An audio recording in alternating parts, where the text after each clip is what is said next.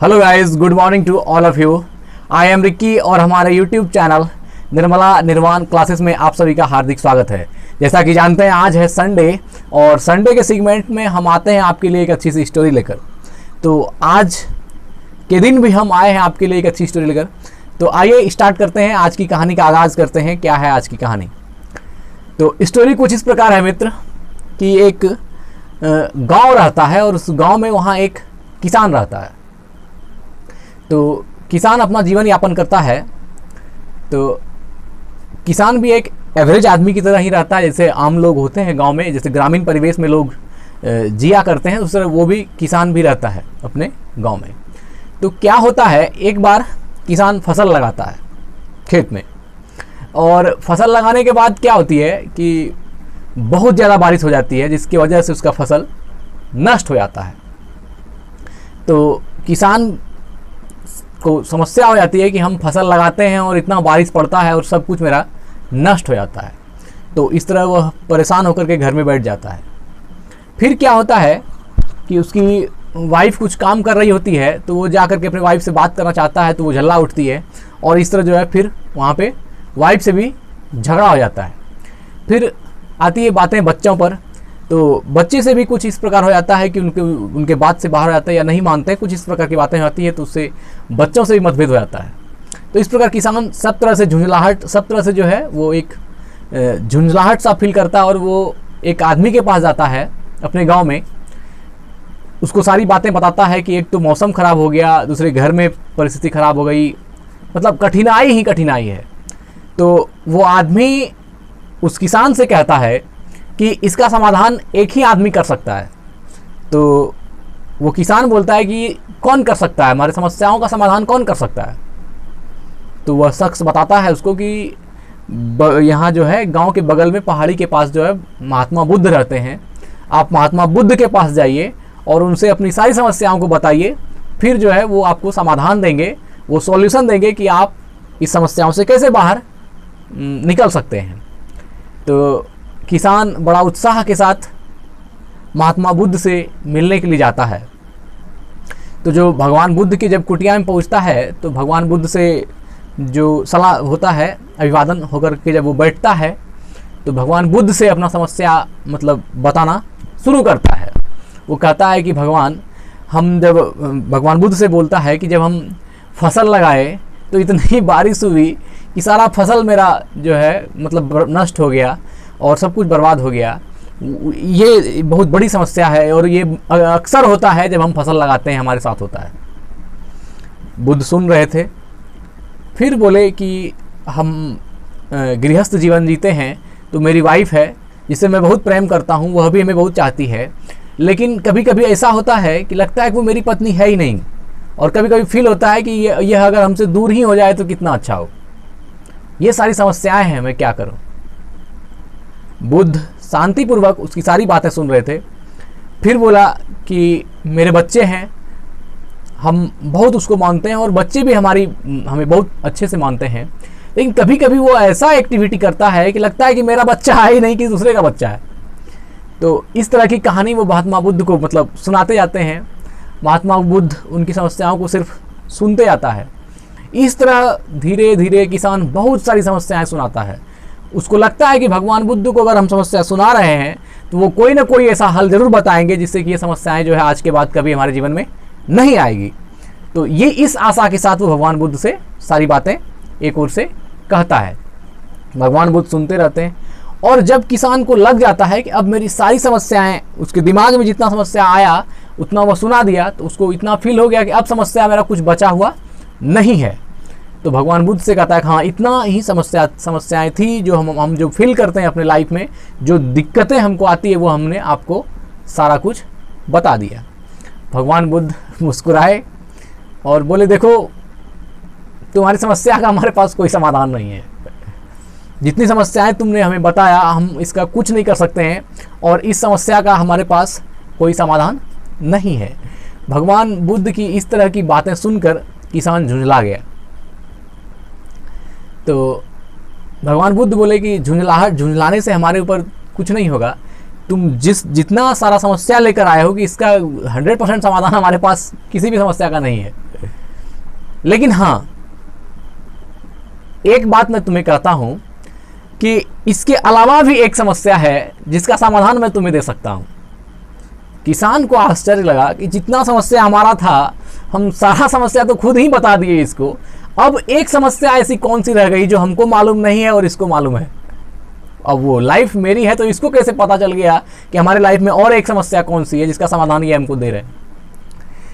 तो भगवान बुद्ध बोले कि देखो, एक समस्या है वो मैं बताऊंगा, लेकिन उसके पहले ये सुनो कि जो जितनी समस्याएं तुमने हमसे जो पूछने आया, इसके एवज में मैं कहता हूं कि कठिनाइयां सबके जीवन में आती है। हर आदमी जो भी यहाँ है, सबके लाइफ में कुछ ना कुछ कठिनाइयां है, कुछ ना कुछ परेशानी सबको है। तुम्हारे जीवन में भी है, हमारे जीवन में भी है, सबके जीवन में है। लेकिन बात है कि उस कठिनाइयों को हम किस तरह से लेते हैं। तो ये भगवान बुद्ध बता रहे थे कि सुख दुख सभी के जीवन में आते हैं। कभी कभी ऐसा मोमेंट आता है जब लगता है कि जो पराया है वही अपना है, और जो कभी कभी ऐसा भी लगता है कि जो एकदम हितैषी है, जो अपना है, वही पराया है। वही कभी मित्र ही शत्रु हो जाता है और कभी शत्रु ही मित्र हो जाता है। ऐसा हर आदमी, हर लोग फील करता है। तो इसका समाधान यही है कि तुम जो है इसको आम ढंग से लो और जैसे समझो कि सबके जीवन में समस्या आती है। तो फिर किसान बोला, ठीक है, ये तो आपने हमको समझा दिया, चलिए ठीक है। हम ये जानना चाहते हैं कि जो आपने कहा कि हमारे जीवन में एक और समस्या है, उसका समाधान आप दे सकते हैं। तो जो हमारे जीवन में एक और समस्या है, उसी का समाधान आप दीजिए हमको पहले। भगवान बुद्ध बोले कि तुम्हारे जीवन की एक सबसे बड़ी समस्या ये है कि तुम सोचते हो, तुम चाहते हो कि तुम्हारे जीवन में कोई समस्या आए ही नहीं, और ये कभी नहीं हो सकता। अगर तुम इस बात को एक्सेप्ट करते हो कि समस्याएं आम घटना है, वो सबके जीवन में आती है, तकलीफ दुख सभी के जीवन में आता है, तुम जो ये सोचते हो कि हमारे जीवन में कोई दुख आए ही नहीं, यही सबसे बड़ा दुख है, और अगर इसका सॉल्यूशन करते हो तो उधर बाकी समस्याएं जो आती है उस सब का समाधान हो जाएगा।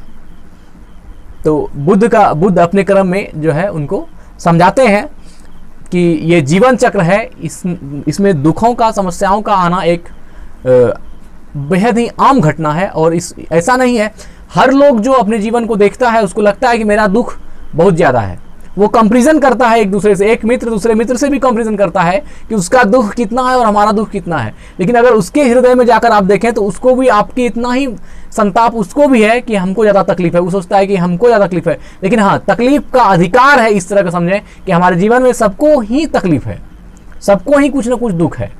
कोई ऐसा नहीं है जो यहाँ दुखी नहीं है, और कोई ऐसा नहीं जिसकी सारी आकांक्षाएं पूर्ण हो गई है। तो आकांक्षाओं का नहीं पूर्ण होना ही दुख है, या फिर हम जो चाहते हैं कि ऐसा हो और वैसा नहीं होना दुख है, या फिर कोई ऐसा आकस्मिक इवेंट आ जाता है जो हम नहीं चाहते हैं और हमारे साथ वो हमको फेस करना पड़ जाता है, तो दुख है।